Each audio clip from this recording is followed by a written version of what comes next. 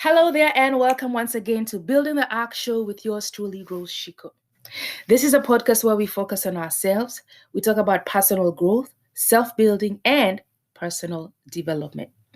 So, Building the Ark is about hope, encouragement, transformation, and living life to the fullest with purpose and intention. Today's show is Building in Opposition. And we're going to look at a man called Nehemiah in the book of Nehemiah in the Bible. And this man embarked on a journey to rebuild the walls of Jerusalem because it lay in ruins. And we're going to jump all the way to Nehemiah chapter 4 because that's when he begins to face opposition. So when Sanballat heard that they were rebuilding the wall, number one, he was angry. He became furious. Number two, he mocked the Jews. And then number three, he questioned them. He began asking, what are these people doing? Number four, he hailed insults at them. He called them names. He called them pathetic. Number five, he doubted them. He asked, can they even restore it by themselves? Will they finish? Can they bring burnt stones back to life? And then number six, they ganged against them. So in walks Tobiah. He joins the bandwagon and he says that, even the wall would break if a fox climbed up the wall. So what you're doing is nothing. But in Nehemiah chapter 4, verse 4, Nehemiah cries out to God and he says, we are despised and they have insulted us. But he begins to rebuild the wall and it gets all the way to halfway. So he doesn't stop. And it says in chapter 4, verse 6, that the people had a will to keep working. The Amplified Version says that people had a heart to work. The NIV says they worked together with all their heart. The Living Bible says they worked hard. The Voice translation says that they were focused and determined to work. The ESV says that they had a mind to work. And God's Word translation says that they worked with determination. These people put their all, their mind, their hearts, their body towards this work. But when Sanballat and Tobiah heard of their progress, because these people were like monitoring spirits, people who are watching you to see you fail. Even if you succeed, now they plan, how can they fail? They are monitoring your every progress, monitoring spirits. So when they heard about this, they continued with their opposition. And number 7, they were angry a second time. They became furious. Then number 8, they began to plot evil. So they devised a plot to fight them and throw confusion, because once they're confused, they will not be able to build this wall. So Nehemiah continued to pray, and then he stationed guards day and night to watch. But it says in verse 10 that they began to lose hope. The strength of the laborers failed since there was so much rubble, and they said, we will never be able to rebuild this wall. They began to lose hope. And as they're giving up, the opposition is excited. And here they walk in again and they respond. And number 9, they devise a plan of destruction. And they say that these people will not even realize that we are among them and can kill them and stop the work. They're not going to realize until we kill them and finish them and the work is finished. Then number 10, attacks. The Jews said in verse 12 that everywhere you turn, they attack us. They are attacking us. So Nehemiah in verse 13, now he has to re-strategize. So he begins to station people behind the lowest sections of the wall and all the vulnerable areas. And then he stationed them by families. Then he equipped them with swords, spears, and bows. Then he went around and inspected the area.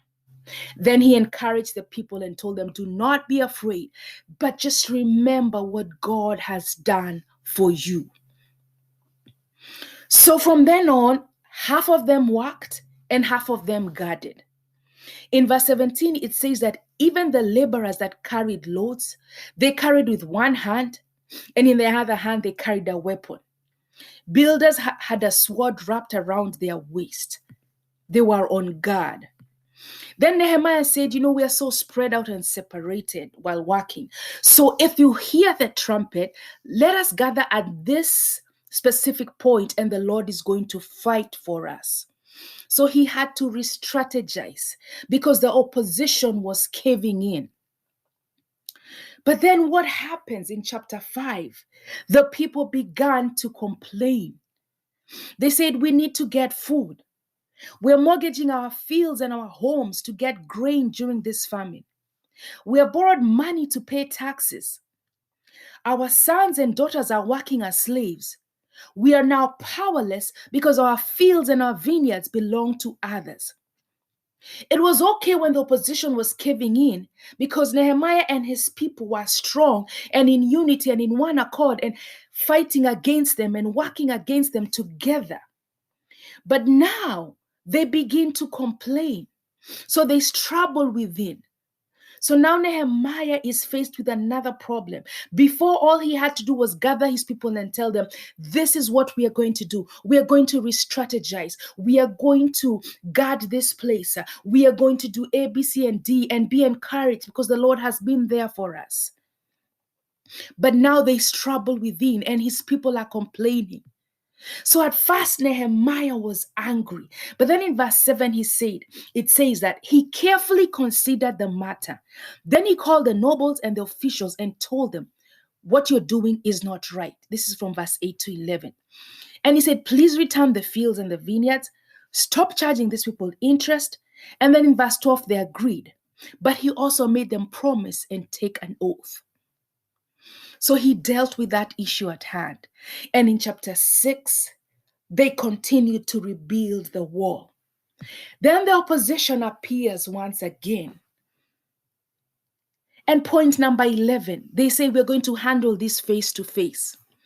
So they request a meeting with Nehemiah in the book of Nehemiah chapter 6 verse 2 because they were planning to harm him. But Nehemiah declines and says, you know what? I am busy doing important work. Number 12, they were persistent. They sent the request 4 times. But you know what? Nehemiah gave the same response each time. Point number 13, false accusations. So Sanballat now decides, I'm going to send this message again, but this time I'm going to put a letter.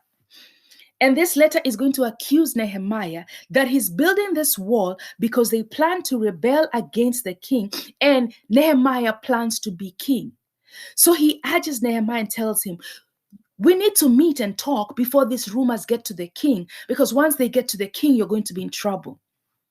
Nehemiah refuses to be intimidated. He sends back the message and says, these are just rumors. You're trying to spread rumors, and I'm not going to yield to them. And then he ends by saying that God strengthened my hands. That's verse 9, chapter 6, verse 9. Point number 14, they hire a counterfeit. They decide, okay, this is not working. We're going to hire somebody. Nehemiah chapter 6, verse 10. So Nehemiah goes to visit this guy called Shemaiah. And Shemaiah tells him, let's go meet at the temple and we shut the doors because these people are coming to kill you. So let's find safety in the temple.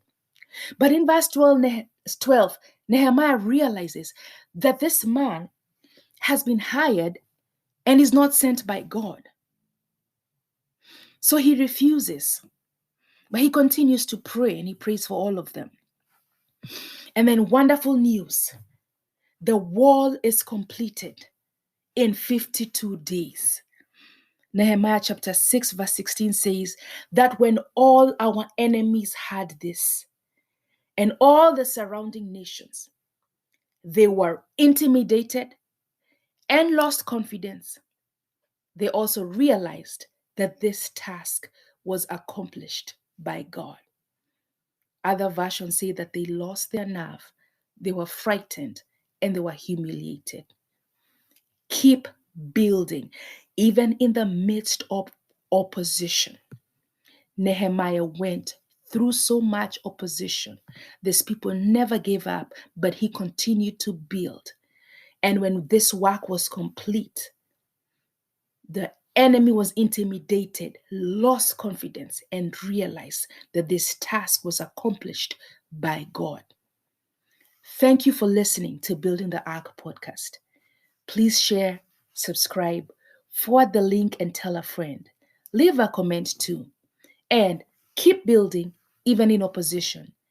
This is yours truly, Rose Shiku, with Building the Ark. Be intentional, reevaluate, and implement.